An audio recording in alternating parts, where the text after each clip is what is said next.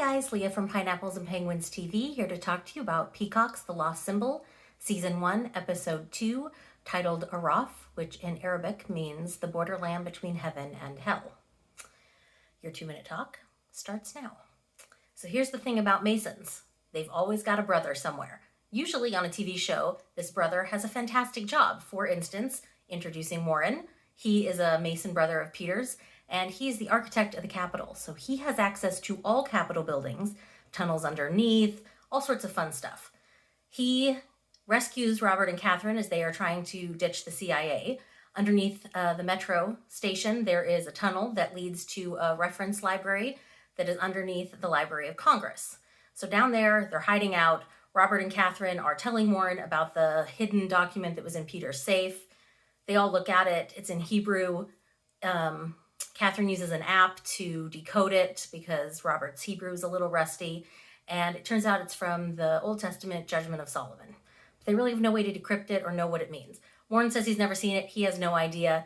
He says, hey, rest here. I'm going to go check some things out. So Robert and Catherine fall asleep. And while they're sleeping, Warren comes back and he tries to take the pyramid and the letter. Turns out he does know all about it. Robert and Catherine thankfully wake up, stop him, get him to tell him the truth. There is a secret sect inside the Masons, isn't there always? And their whole job is to protect this because it leads to the portal, stuff that people don't need to know about. The secret needs to be safe and protected. Nobody alive even knows what the secret is. They just know they have to protect it.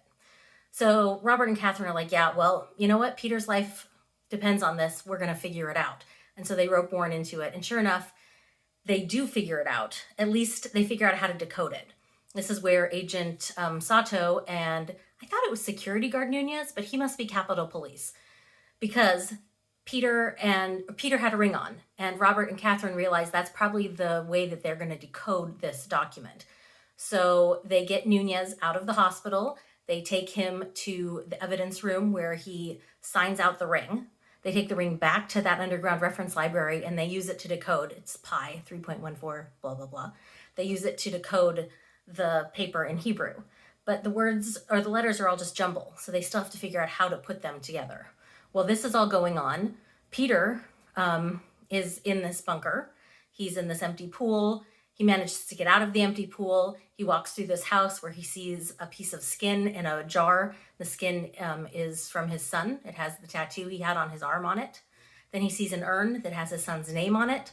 In the urn is a key that leads him out of this bunker. This bunker looks like the most beautiful house you've ever seen. He's wandering around in this field. He finally gets to a road. He thinks he's going to be saved. He passes out. When he wakes up, the car he's in fills with water and he's drowning. This is all really in his mind because at the end we get to see that Moloch, is it Moloch? We've had this talk before. Moloch, has him in a water tank and he's still completely sedated and drugged. So this whole thing is in his mind. He's in the Araf. He's in the borderland between heaven and hell. We also get to see a little flashback to what happened to Zach, Peter's son. When he gets arrested in Turkey, Peter opts not to help him. He says he needs to learn his lesson. This was a circumstance of his own making. And so he ends up dying in that Turkish prison because Peter never made a phone call to help get him out. And Catherine even visited Zach at one point, and Zach didn't handle it very well. I mean, obviously, he would handle that very well. So we got to see a little bit of guilt there from Peter, which is probably why in the borderland between heaven and hell, he's thinking about his son.